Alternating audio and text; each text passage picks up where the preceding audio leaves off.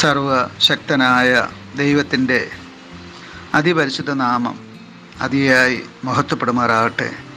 കർത്താവിൽ പ്രിയ ദൈവമക്കളെ, നിങ്ങൾക്ക് ഏവർക്കും ജീസസ് വോയിസ് എന്ന പ്രഭാത ദൈവവചന ധ്യാന ശുശ്രൂഷയുടെ പുതിയൊരു എപ്പിസോഡിലേക്ക് സ്നേഹത്തോടെ സ്വാഗതം. അല്പസമയ ധ്യാനത്തിന് ഒരു വചനം വായിക്കുന്നു. ഉൽപ്പത്തി പുസ്തകം 22-ാം അധ്യായം 6-ാം വാക്യം. അബ്രഹാം ഹോമയാഗത്തിനുള്ള വിറകെടുത്ത് തൻ്റെ മകനായ ഇസഹാക്കിൻ്റെ ചുമലിൽ വച്ചു. തീയും കത്തിയും താനെടുത്തു. ഇരുവരും ഒന്നിച്ച് നടന്നു. കർത്താവിൽ പ്രിയരെ, നാം വായിച്ചു കേട്ട ഉൽപ്പത്തി 22-6 ദൈവം പറഞ്ഞ അനുസരിച്ച് അബ്രഹാം എന്ന വിശ്വാസികളുടെ പിതാവ് തൻ്റെ മകനായ ഇസഹാക്കിനെ ഒരു ഹോമയാഗമായി അർപ്പിക്കുവാൻ കൊണ്ടുപോകുന്ന കാഴ്ചയാണ് ഇവിടെ നാം കാണുന്നത്. ഉൽപ്പത്തി 22-1 മുതൽ ദൈവം പറഞ്ഞതനുസരിച്ചാണ് അബ്രഹാം ഈ ഹോമയാഗം അർപ്പിക്കുവാൻ പോകുന്നത്, അഥവാ തൻ്റെ മകനെയും കൊണ്ട് പോകുന്നത് എന്ന് നാം കാണുന്നു. ദൈവം അബ്രഹാമിനെ പരീക്ഷിച്ചത് എന്നുകൂടെ ഈ വാക്യത്തിൽ നമുക്ക് കാണുവാനായിട്ട് സാധിക്കും. ഇത് ഒരു വിശ്വാസ പരീക്ഷണമാണ്. ഈ വിശ്വാസ പരീക്ഷ വിശ്വാസികൾക്ക് ചിലപ്പോഴൊക്കെ അനിവാര്യമായി വരുന്നു എന്നുള്ളതാണ്. ദൈവം അവരെ ശോധന ചെയ്യുകയാണ്. അവർ വിശ്വാസത്തിൽ ബലപ്പെടുവാനോ ദൈവത്തിൽ ആശ്രയിക്കുവാനോ ദൈവം മാത്രമേ എനിക്കുള്ളൂ എന്ന യാഥാർത്ഥ്യം ഗ്രഹിക്കുവാനോ ആയിരിക്കും ഇങ്ങനെയുള്ള പരീക്ഷണങ്ങൾ. ഇപ്രകാരമുള്ള വിശ്വാസ പരീക്ഷണങ്ങൾ അനേകം ഭക്തന്മാരുടെ ജീവിതത്തിൽ ഉണ്ടായിട്ടുണ്ട്. പ്രത്യേകിച്ച് ഇയ്യോബിനെ നാം നോക്കുമ്പോൾ അഗ്നി പരീക്ഷണത്തിലൂടെ ഇയ്യോബ് കടന്നുപോയത് നാം കാണുന്നു. ഇവിടെ അബ്രഹാമിനെ ദൈവം പരീക്ഷിക്കുകയാണ്, തൻ്റെ വിശ്വാസത്തെ പരീക്ഷിക്കുകയാണ്. ഈ പരീക്ഷകൾ വെള്ളിയും പൊന്നും തീയിൽ ശോധന കഴിക്കുന്നത് പോലെയാണ്.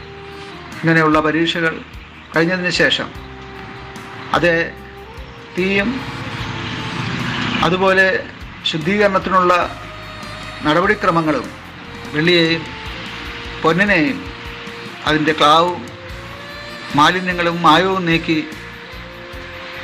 പുത്തൻ അഥവാ പുതുപുത്തൻ ഏറ്റവും നല്ല സ്വർണമായി, വെള്ളിയായി, ആഭരണമായി, എല്ലാവരെയും ആകർഷിക്കുന്ന ആഭരണമായി മാറ്റപ്പെടുന്നത് പോലെ വിശ്വാസിയുടെ വിശ്വാസത്തെ ദൈവം പരീക്ഷിക്കുന്നത് കൂടുതൽ നന്നാകാനാണ്, കൂടുതൽ ആകർഷിക്കപ്പെടാനാണ്, കൂടുതൽ ശുദ്ധീകരിക്കപ്പെടാനാണ്.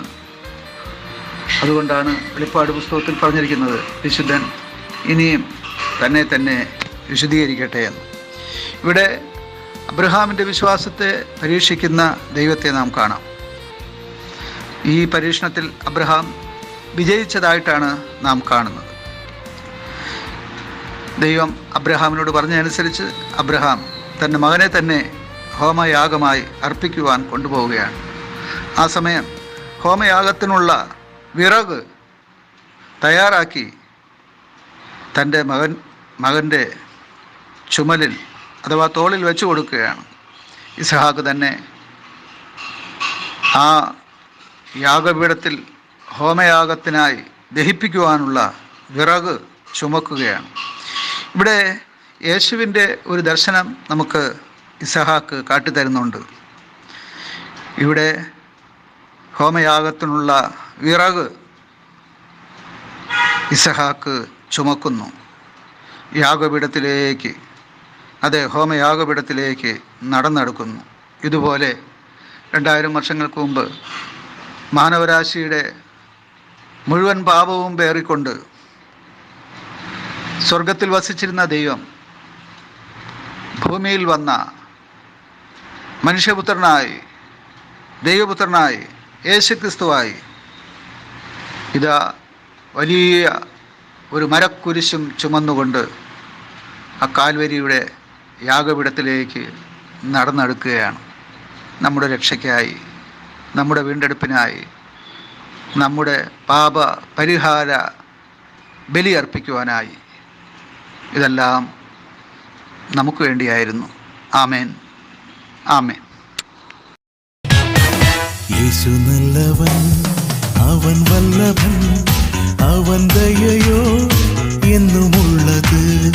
യേശു നല്ലവൻ, അവൻ വല്ലഭൻ, അവൻ ദയയോ എന്നുമുള്ളത്. പെരുവെള്ളത്തിൻ ഇരച്ചിൽ പോലെ സ്തുതിച്ചിടുക അവന്റെ നാമം. Hallelujah, hallelujah, hallelujah, hallelujah. മഹത്വവും ജ്ഞാനവും സ്തോത്രവും ബഹുമാനം ശക്തിയും ബലവും യേശുവിന്. മഹത്വവും ജ്ഞാനവും സ്തോത്രവും ബഹുമാനം ശക്തിയും ബലവും യേശുവിന്.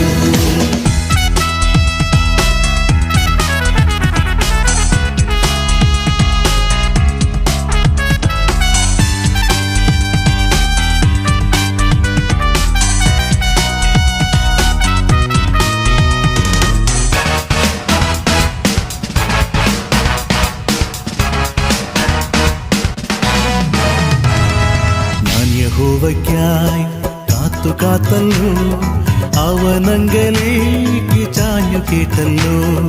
ഞാൻ യഹോവയ്ക്കായി കാത്തല്ലോ, അവനങ്കലേക്ക് ചാഞ്ഞു കേട്ടല്ലോ. നാശകരമായ കുഴിയിൽ നിന്നും കുഴഞ്ഞ ചേറ്റിൽ നിന്നും കയറ്റി. നാശകരമായ കുഴിയിൽ നിന്നും കുഴഞ്ഞ ചേറ്റിൽ നിന്നും കയറ്റി. Hallelujah, hallelujah, hallelujah, hallelujah.